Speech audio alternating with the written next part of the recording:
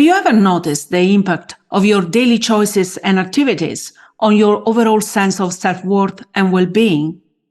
Have you noticed if behavioral patterns in your own life are affecting your self-esteem and overall happiness? Have you ever been inspired by the incredible stories of individuals who triumphed over significant challenges and achieved extraordinary success? Have you ever wondered how they mastered themselves?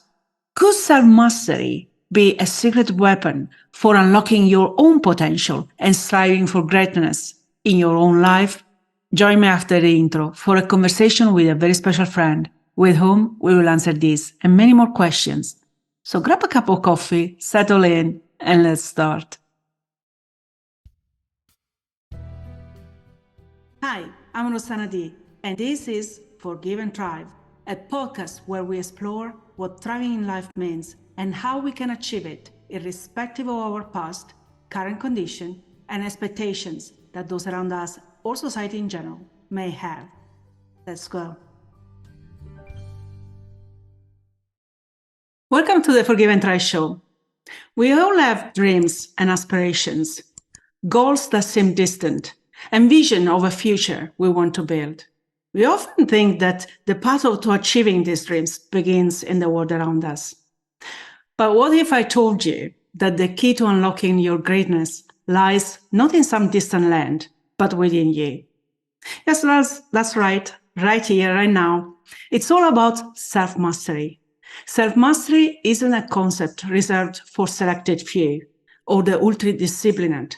It's a skill, it's an art, a philosophy that can be cultivated by anyone with a desire to reach their full potential. So today we want to talk about self-mastery. In fact, we are not going just to talk about it. We are going to uncover its secrets, explore its core components, and provide you with practical tools that will light your path up. And we dive into this fascinating topic in a conversation with our guest, Ryan Bush. Ryan is a designer and thinker focused on building better systems, better people, and a better future.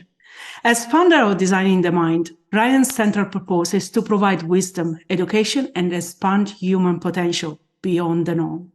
He has written multiple best-selling books, including Designing the Mind, The Principle of Architecture, and is about to release a new book titled Become Who You Are. Ryan's background is in design of systems, working with tech startups to design and develop everything from patented physical products to software, to buildings, to business models.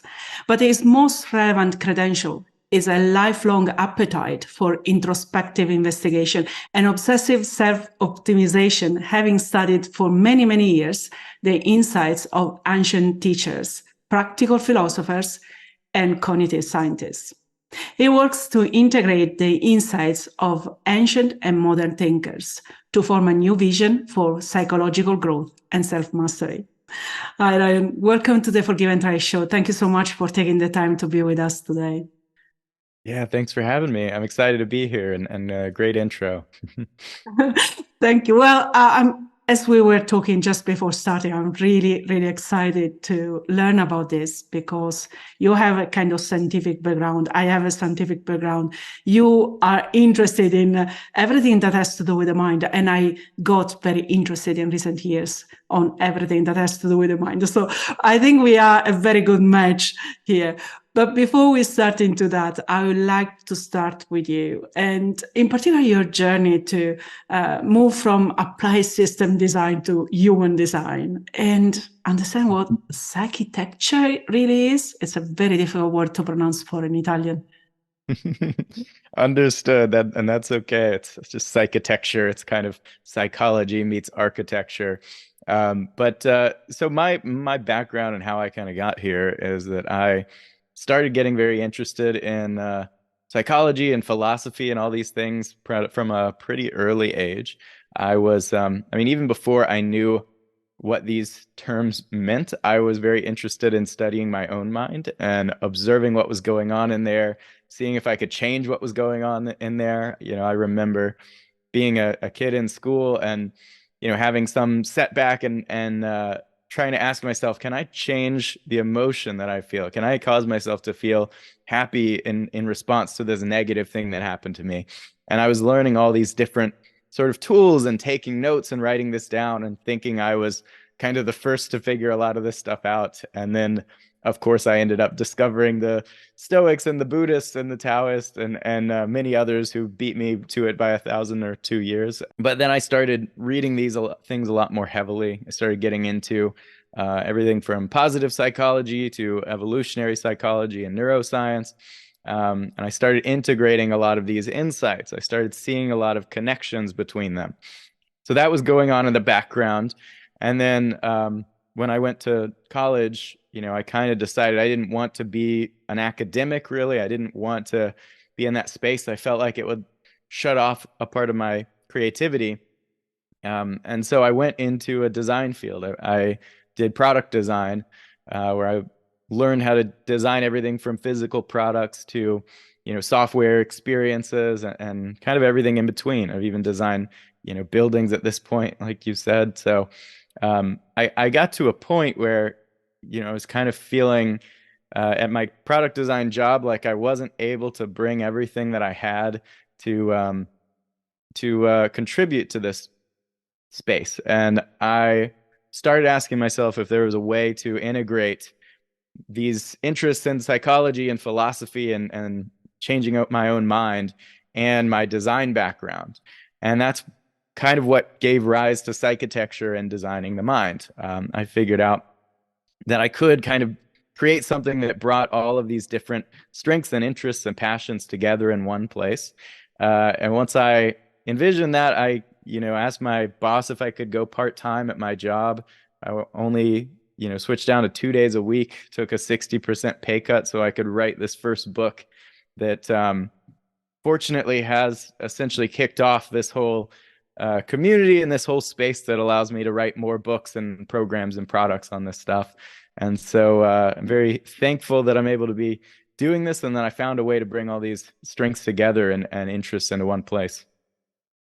Wow, that is a journey, really. So, self mastery is a very appealing kind of thing, right? Everyone wants to achieve it. But perhaps for some people, there might be some confusion on what self mastery really means. So, how do you define that? And Yeah, what so can it do for us as well? so self-mastery is the ability to understand and control your own beliefs, your own emotions, your own behaviors. It's, kind of a more comprehensive version of self-control. Someone with more self-control is able to deliberately decide which actions they want to take and be able to follow through with those. Um, and this applies also to the development of wisdom, to understanding yourself, knowing how your own mind works, and being able to control and change emotional experiences. So, I kind of break it down into cognitive, emotional, and behavioral self-mastery. And this is sort of the triad that forms the structure of that first book, Designing the Mind. Now, when you look really closely at these traits, what you find is a collection of interconnected psychological habits, right? I call them psychological algorithms because that's kind of what's happening. Our mind is taking in inputs and producing outputs based on a collection of habits or software, essentially. And so I started making these connections and looking at a lot of things like cognitive behavioral therapy, which basically says that your emotions are the product of your thoughts and beliefs, first and foremost. So when things happen to you, right, it's not just that something bad happened to you and your emotions respond accordingly. So something happens to you, you interpret it negatively, you form a negative belief about it, and that produces a negative emotion. And so understanding how these different nodes connect together, understanding how the mood you're in affects your behaviors and your bad habits, right? Understanding how all these different points sort of interconnect and going in and saying, what are the leverage points? How can we change this? And I take a very sort of analytical approach to it. I know a lot of self-help is very, inspiring and a little bit vague and kind of you're not quite sure what you're supposed to do. And I like going into specific mental mechanisms like anxiety, for example, and saying, how can we master anxiety? Not just like keep managing it. How can we actually get to where we don't experience unwanted anxiety anymore? And I found that when you study it that closely, you really do find the leverage points for creating those changes and permanently getting rid of these sort of things that most people assume have to plague your mind for your whole life. So that is very interesting. What are the aspects that we can apply then? I mean, anxiety seems something so far away from systems. So what are the other aspects in life that we can, where we can exploit self-mastery? Absolutely. It self-mastery affects pretty much every area of your life. In the workplace, for example, there are tons of emotions that can affect you and can cause you to make bad decisions, make poor evaluations and judgments, and act in a way that you're not proud of later. So the more self-mastery you have in that kind of area, the more likely you're going to be to succeed in your work, your career. Relationships, I think self-mastery is huge and really an underestimated component of healthy relationships.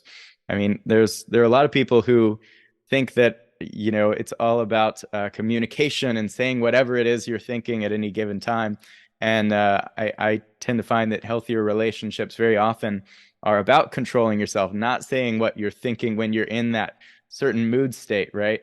Being able to exert control over yourself and say, no, I'm not going to act in a way that I wouldn't be proud of later, or say something I don't mean. And a big part of, relationships, work, everything essentially is enhanced if you can develop greater mastery over yourself. But it's also kind of a direct route to happiness, too. I mean, a lot of the things that we have in our lives, our work, our relationships, our accomplishments and possessions, these are sort of an indirect mean to happiness. We get these things because we want them to produce happiness in us, but we can also go directly into our own minds and make changes that will bring a direct kind of happiness that we don't need something outside of us in order to unlock. So we really have every reason to be pursuing self-mastery, but I think we have a tendency to underestimate it. I don't think we're really biologically wired to pay attention to this kind of thing as much as the shiny objects we see around us. And so it takes a certain kind of rebellion against our own biological wiring to say, no, I'm going to put self-mastery before everything else. I'm going to optimize my mind for well-being first and foremost, and then everything else is secondary after that.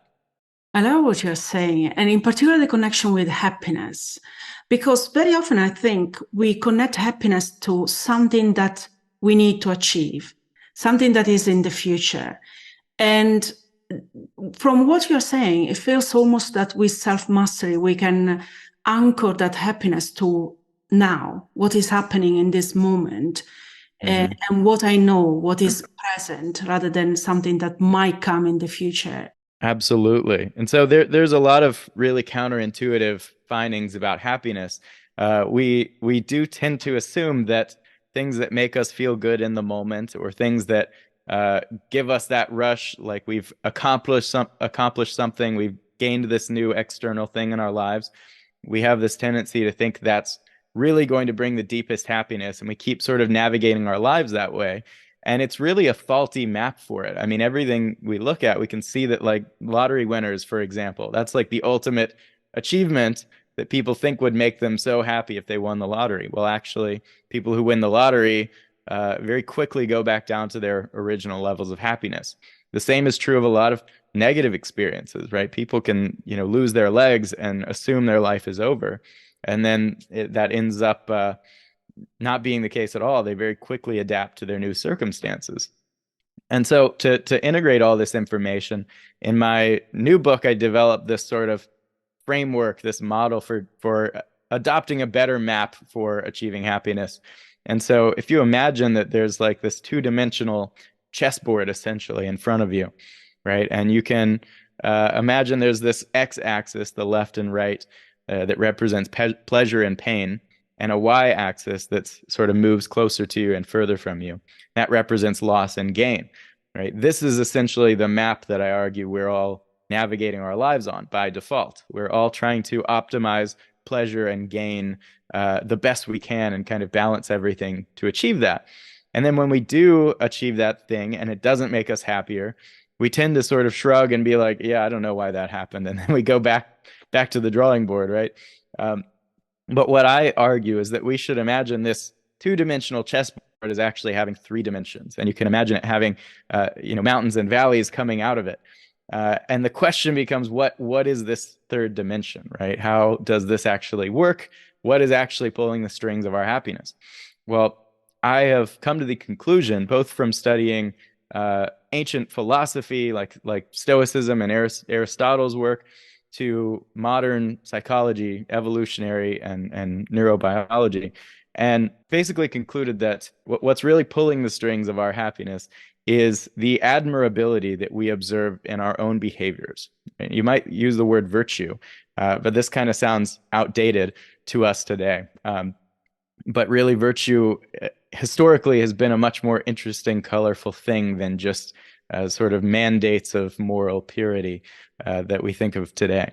And so what this means is that if something happens in your life that enables you to bring out more of your personal strengths, more of your unique traits that you have thrived at throughout your life, then that's going to move you up in this z-axis. It's going to help you climb these mountains, whether or not it's a good thing to happen to you on paper, right? Sometimes very bad things can happen to you that we all label as bad instinctively, but they actually give us an opportunity to exercise new strengths that we didn't have in our old life, and vice versa. Sometimes something great will happen to you, and you end up doing something with that limits your ability to bring out those strengths. And so really, I argue this is the map we should be using. This is the way we should be navigating our own happiness. It's paying less and less attention to our external circumstances, except as sort of a means to an end, and more attention to how can I bring out more of my personal strengths through this in my life, in my work, in my relationships? How can I exercise those strengths that currently might be latent in me? I like what you're mentioning about virtue, and I have to say I had a sneaky peek in this new book that you are about to publish, and you have a very interesting way of defining virtue, because very often we say I'm good or bad. For example, I'm this way or the other way. It's a more black and white kind of decision. Either I am or I'm not. While the concept that you bring is more of a spectrum, I would like to mention that, and if you can take us through that idea, because I think it's very interesting, and a lot of people may say, may put a lot of pressure on themselves just because of that black and white, yes or no, binary kind of view of this kind of virtue. Yeah, a lot of modern moral systems do kind of make it seem black and white, but we all kind of know when you really study reality, nothing's black and white, and it's all sort of a spectrum. And so I introduced this virtue spectrum that you can think of as this color gradient full of all these different traits. I mean, there could be thousands of possibilities, traits that we tend to admire in other people. So when you see someone and you say, oh, that person's really creative, oh, that guy's really funny, right? So that person is really compassionate or courageous, right? These are all examples of virtues. And I think there are, infinite shades essentially of these virtues. You may have virtues that are yours and yours alone that no one else really shares with you. But essentially, this is I would say, the right way to think about virtue. It's a spectrum, and there are a lot of different virtues that a person can have. And you really can't have them all realistically. You're going to have to make decisions and trade-offs. And so often the best thing to ask is, what have I always thrived at? What am I naturally good at? And how can I really double down on those strengths and kind of enhance that virtue portfolio, lift it up through my life? And most important, protecting them from situations in your life that might limit them or block them off. We've got so many temptations and distractions in our lives, things that feel good or comfortable in the moment. But if we get locked into a lifestyle where we're not bringing out our personal virtues, I've argued in this book that that is essentially what causes depression. That is how you move down this scale of mood towards clinical depression, is when you're not seeing evidence of your own virtues through your life. Yeah, I absolutely love that. Ryan, I'm known for being a control freak, but today with you, I would like to do a little experiment. And I would like to give you the floor because looking at what you have published, there are particularly two books. One is Designing the Mind, and the other is the one that is about to be released, Become Who You Are. That, to me, to some extent, are almost a roadmap, to achieve greatness through self-mastery. I don't know if you agree with that. You design the mind, and with that, you become who you are. Right. And I would like to give you the opportunity to help us be self-mastering our own abilities and virtue and everything to achieve greatness. So where do we start? Because it can be really overwhelming, right? So can you take us along that roadmap? Yes. So there are a lot of exercises that are pretty simple for just starting out, but they can go a really long way. So one of these things is to start paying attention to when you feel admiration for someone, or alternatively, when you feel disapproval towards something someone is doing, right? And write that down, right? Create a sheet of paper, a document, whatever. Write down when you observe, oh, I really admire this person for XYZ reason, and make sure to write down those reasons. So you write down trait number one, trait number two could be how they handle difficult situations, right? How they respond well under pressure, right? It could be anything. But really create a detailed sort of map of these things that you admire. These, in many ways, I think, provide the roadmap for who you should become and where you should go in your life. So you should be asking, okay, here's a trait that I really admire in other people, but I don't get the chance to bring out a lot, or I'm not very good at this right now. And ask yourself, how can I create a habit, a behavior, an activity in my life that will allow me to bring increasing amounts of this virtue out in my life? And so this is one really great starting exercise that's pretty fun to do. I think anyone can pretty much start doing this, and it will be an excellent guide for you. Another one is you can identify what you're already good at, your virtues. There are quizzes you can take online. You can take the Signature Strengths Test by Martin Seligman. It's very good, also very long. He has a brief version though. But this will tell you essentially what your top 5 virtues are, your top 5 signature strengths. And you will be able to sort of keep these in mind as you're navigating your life. These are the things you don't want to lose from your life. You don't want to get yourself in a place, no matter how enjoyable or comfortable, where you're not bringing these things out. Another exercise. So if you are, there are a lot of people who have a really negative view of themselves. They're really hard on themselves. They have this internal monologue that's constantly critical, even though the people around them think they're wonderful, right? And so this can often be the result of developing distorted beliefs. And this is what cognitive behavioral therapy looks at. And so the best way to address this is to just create a log of your moods. When you notice you're in a bad mood in particular, try to write down what thought you were having before you fell into that negative mood. What is the belief that goes through your head when you get into a mood like this? Sometimes these moods can be, really negative spirals that affect us for hours or days and really cause us to question our self-esteem. What was the belief? What was the thought that sort of brought that about? If we can identify this, that's kind of half the battle to getting rid of these negative beliefs. So if you can go in and actually say, oh, I had this thought that I always, I'm never going to be a successful student because I got a C on my exam. Well, you got A's on the last 3 exams. So when you really examine it like that, that's a distorted belief. So you can develop alternative balanced beliefs. You can say, okay, that's the error. I'm using black and white thinking, right? And then you can say, well, actually, I have to work at it. It doesn't come easily for me, but I can be a good student, right? I am capable of doing well on exams, even though I didn't on the last one. So this type of thing, keeping a log of your moods and thoughts, absolutely huge. Everyone should be taught to do this from the time they're a child, and most people aren't. Most people have to become clinically depressed and go into therapy in order to learn this, right? Now, I said earlier that if you have a distorted view of yourself and your behaviors and your virtues, then you need to do this logging process and this cognitive restructuring process. Now, it's also possible that you don't necessarily have a distorted view. You really have adopted a lifestyle where you're not doing much to bring out those strengths. And as a result, your brain isn't able to see evidence of those virtues, right? So as far as your brain is concerned, you just don't have those strengths. Even though they're in there, your brain is like, no, we got to lower the mood because, this person isn't demonstrating virtue, at least according to this theory that I've developed in this book. And so in that case, right, if a lot of people become severely depressed, they end up withdrawing and becoming like, they can't get out of bed most days. They aren't taking a shower or, doing basic hygiene things.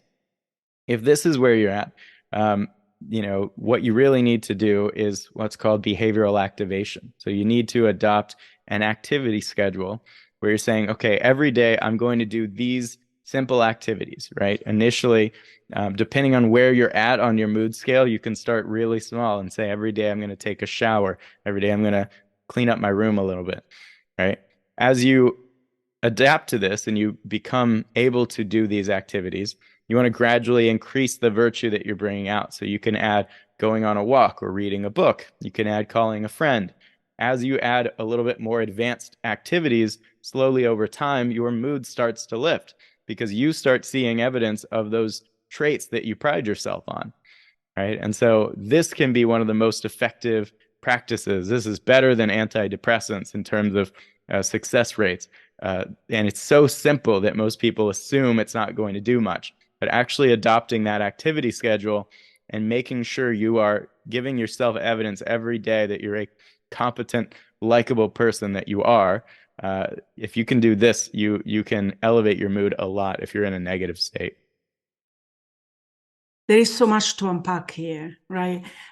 You started with admiration, and the first thing that came to my mind is, how do we distinguish between true admiration and, for example, the conditioning that we might have from society or from the way we were brought up? And, sometimes we have an understanding of what is good and what is bad based on what we knew since we were kids. So is there a way to distinguish between that true admiration and useful, or I don't know, something that really keeps us on that path to self-mastery? Yeah, great question. So a lot of us do have this kind of conditioning built up where what we think we approve of is really what society approves of. A lot of us today live in a society where nothing is more important than money and profit, right? And that's what our workplaces tell us. That's what school tells us implicitly, is that this is what we're working towards, is more and more money and profitability. And that's not really a virtue that we possibly could have evolved to value because it didn't exist. There was no currency when our brains evolved. And so really, I think a big part of this is asking big questions, exploring philosophy, asking yourself questions about what you really believe and value. And in some cases, these will be difficult questions. They'll feel like a threat to your worldview. But ultimately, and Nietzsche, who's a big inspiration of this book, would have said the same thing.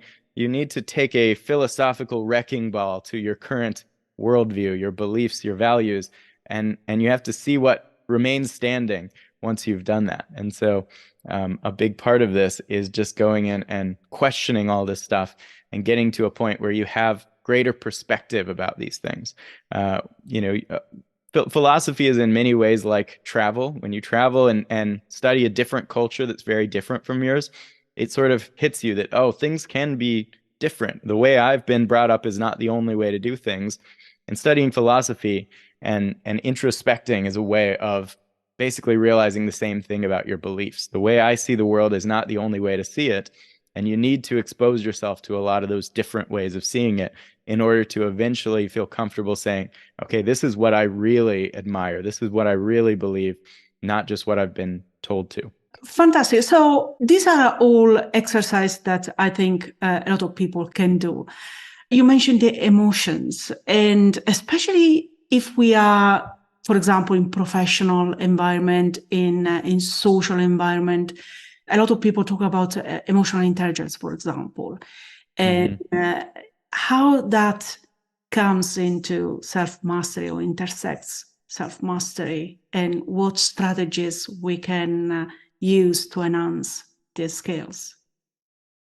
Yeah. So I talk a lot about all these individual emotions we face in the first book. And in many cases, they all require their own creative solutions, right? If you want to develop mastery over a certain emotion, you need to understand it, you need to know its function, and you need to learn how to work with it and work around it so that you can sort of rewire things. Now, the fact is, our emotions are basically there to get us to do things that are good for our genes, right? That's why they were built into our brains, right? If we if it's good for our genes that we run away from the tiger in front of us, we'll experience fear. If it's good for our genes that we go up and fight someone who's trying to hurt someone we care about, right, we'll experience anger. And so in some of these cases, these are healthy.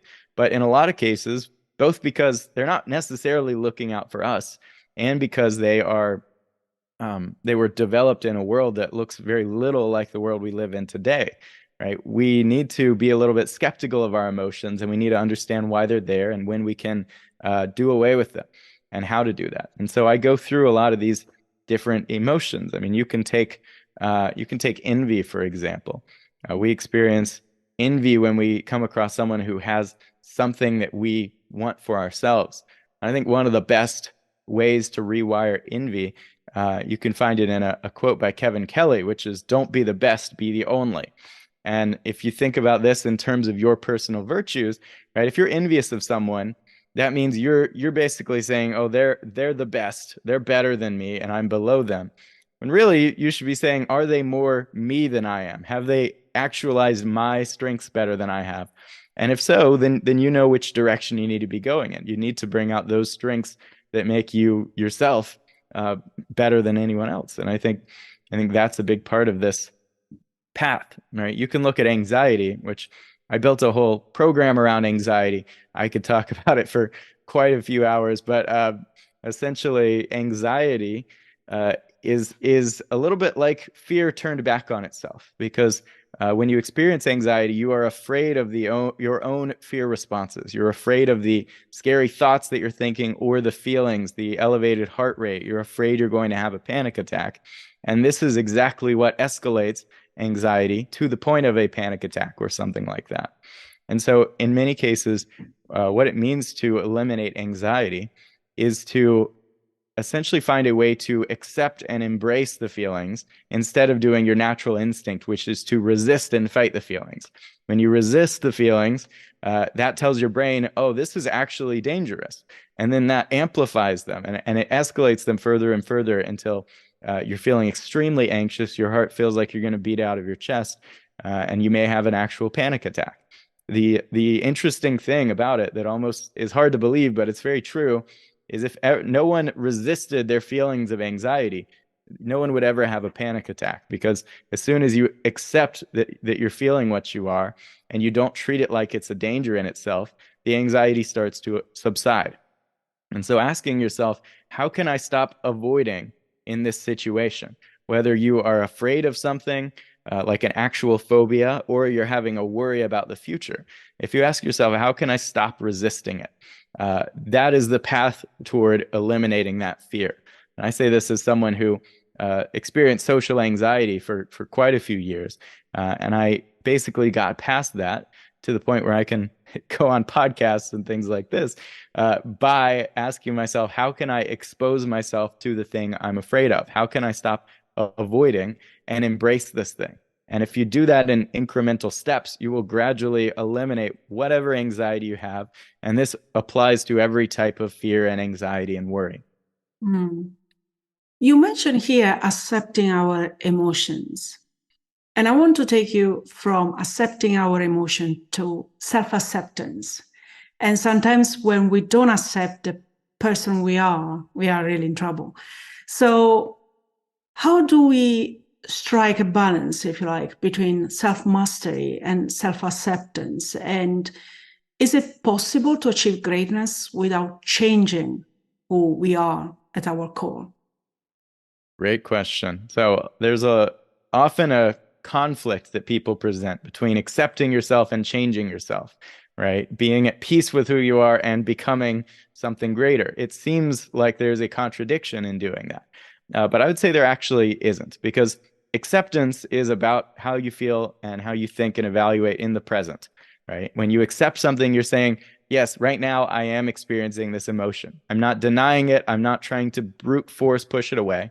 It's also about saying, I am who I am right now, and I'm in acceptance of that. I'm not in denial. I'm not going to adopt narcissistic delusions and tell myself I'm something other than I am.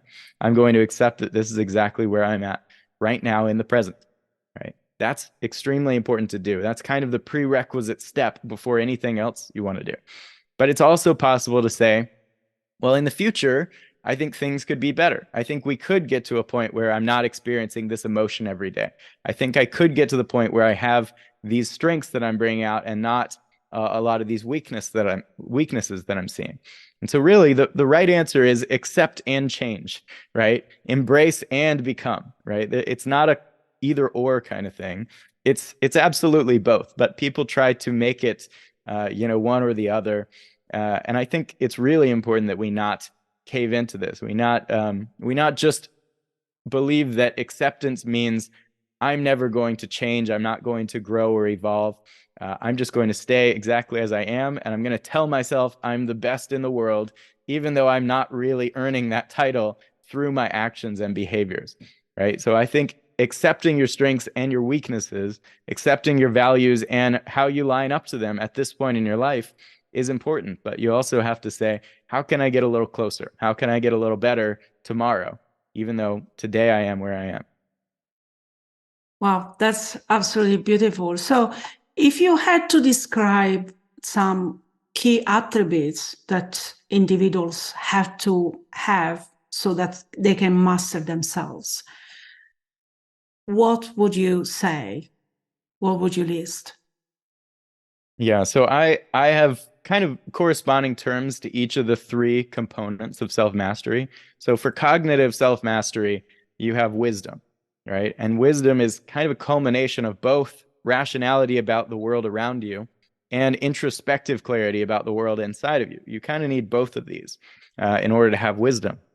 If you look at somebody who is really smart and they're really accomplished and productive, they're good at getting things done in the world around them, but they're not happy.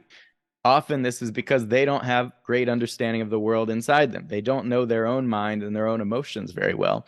And as a result, they're only taking half of the equation into their happiness. They're accomplishing things out there, but they're not doing it in a way that resonates with what's in here, right? And so that's wisdom. That's the first sort of attribute. Second, we have the emotional self-mastery, and this is sort of embodied in equanimity. This is, the term for tranquility or serenity that a lot of the ancient Greek thinkers used, and it's very fitting today. It's about getting to a point where you are undisturbed by what happens to you. The external world doesn't affect you. Only your own decisions affect which emotion you experience at any time. And in many ways, this is a lofty ideal. We'll never achieve perfection on this front, but we can get much better at it. And so, Marcus Aurelius and the Stoics, uh, Marcus said, be like a headland of rock that waves crash on and it doesn't move. It's not affected by them. And that's what we want to get to ideally in our emotions. We are not able to be put into a bad mood by something out there happening to us, but we experience the emotions that our ideal self would experience at any given time.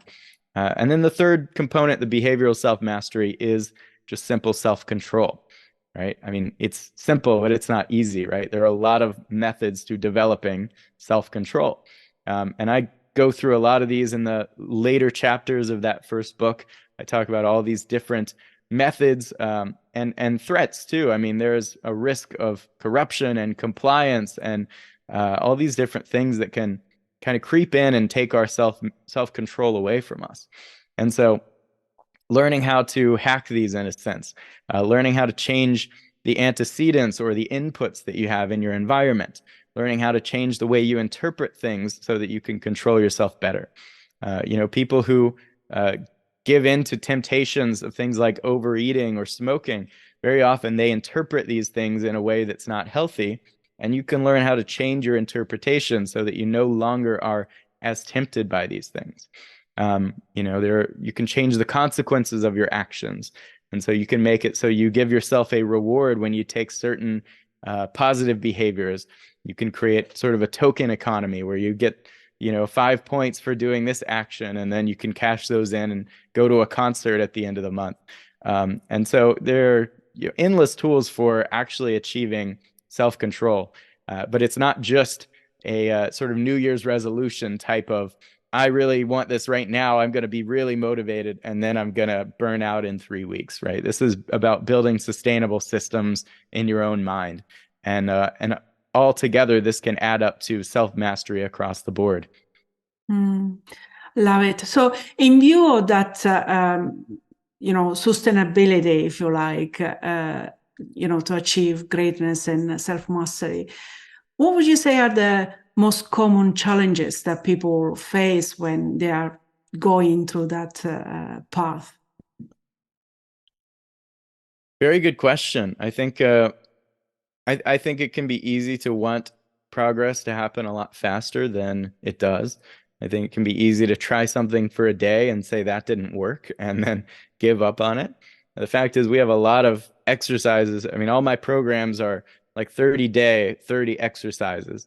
And a lot of people start, and the ones who finish those 30-day programs, end up saying this was truly life-changing. But a lot of people give up in that first week and don't ever get to a point where it pays off. So I think that's one of the big ones. I also think we talk a lot about mindfulness today, and in general, metacognitive awareness, is kind of the same as mindfulness, is really a necessary prerequisite step for these changes. A lot of people who would like to make changes to their minds, they really don't know what's going on in their minds at any given time. They don't have a lot of clarity into what thoughts they're having, what feelings are actually going on in there. It's like a black box for them.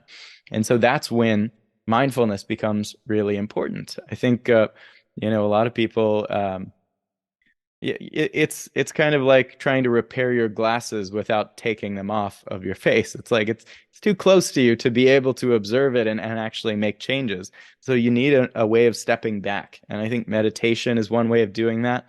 I think a lot of these logging exercises we're talking about, where you're actually trying to notice and write down your thoughts and feelings, it's another great way of doing this. But you need to get to a point where you actually notice and you kind of know what's going on in your head. This will basically get you halfway there. If you can do this, changing what's going on in your head is actually the easy part. I love that. But, as they say, life happens. And sometimes staying motivated can be an issue. Having that discipline to continue something for 30 days sometimes can also be challenging. So what can we do to improve our motivation, perhaps, or discipline in continuing on something on that path until it becomes an habit? It becomes something that we are happy to continue regardless of what happens around us. Yeah, one of the greatest tools for doing this is social accountability. If you look at like how much you achieved back in school, for example, if you had that pile of papers in front of you, you'd be absolutely amazed, and you would say, how did I accomplish this much over that period of time? And a lot of the reason isn't just because you wanted to learn or you wanted to get that degree. It's because you had a community, a social tribe around you, and authority figures, all these people that you didn't want to disappoint. And that's an incredibly powerful tool for accomplishing things. When I was writing my first book, I pretty much wrote it using a tool called FocusMate, which is essentially an online, it calls itself a virtual co-working tool. But it basically pairs you with random people. You go on video chats and you talk to these people for just a couple minutes about what you want to accomplish and what they want to accomplish in the next hour. And then you both just silently work and you check back in at the end. And every single time I did one of these sessions and told the other person, I'm going to write 1,000 words in the next hour, I really did write 1,000 words. And usually when I just told myself I was going to write 1,000 words, I didn't even get 100. And so it's such a powerful tool to tell someone else what you're doing and have that accountability, have someone checking in and monitoring your progress. It's a big part of why I created Mindform, my online community that will hopefully before too long be an offline community as well. It's a place where people can get together and set big growth goals for themselves. And we have weekly check-ins. We have this thing called Growth Accelerator, where every week you make a post about your progress, you build a system, you share with everyone, and you comment on theirs. And what this does is it really gives you an extra boost to achieve those growth goals that you wouldn't have if you were just silently doing it by yourself. And so I think harnessing tools like social accountability, there are a lot of other things like this, but this is one of the best tools I know of. Can really do a great job at actually getting you to follow through with those ambitious goals. Fantastic. Moving on, are there specific habits or routines, perhaps, that people can incorporate into their lives that can facilitate their journey to self-mastery? Yeah, it's a great question. One of my favorite habits is not even something that takes much discipline at all, which is just going on long walks regularly.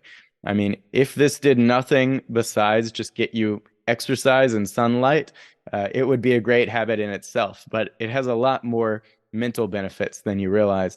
Actually giving yourself the time and the space to reflect, to ask yourself questions, to come to terms with your emotions is a huge thing that most of us don't have. I mean, most of us are pretty much filling all of our time with some kind of stimulation, some kind of, we're going on a drive and listening to a podcast, or we're getting to work and going through emails, and we really don't have much time with ourselves.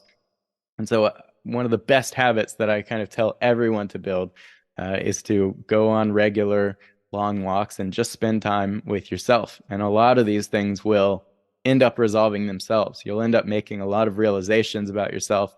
And this is how developed a lot of these ideas over the last decade or two, is by going on long walks and asking myself questions. That's why, I made a deck of introspection cards. It's 81 cards of like questions to ask yourself and a little pocket-sized logbook. And I basically say at the beginning, take one card, go on a long walk, write down your answer, and then do it again the next day. And you will gradually build this sort of temple of self-knowledge that you can use as a tool for self-mastery. And so this is one of the best sort of habits I know of. I actually don't have an elaborate like morning routine. I have in the past had dozens of habits every week, and I found a lot of them to just be distractions. I think one of the best things you can do is just really notice when you're having a certain thought or emotion and writing it down, right? Just build a habit of a simple journal that you can write down when you're feeling grateful, when you're feeling ashamed, when you're feeling proud and resilient, right? Whatever it is, noticing these things and writing them down is going to be a game changer for your mental health. Beautiful. And talking about emotions that we develop in certain situations of our life, this podcast is called Forgive and Thrive. And for me, it was a kind of roadmap. I had to forgive, especially myself, and let go a lot of negative emotions, so disempowering emotions that I created over a number of situations, in order to thrive again. Now, when we talk about self-mastery, I can see the connection, self-mastery and thriving. Is there also a connection between forgiveness and self-mastery?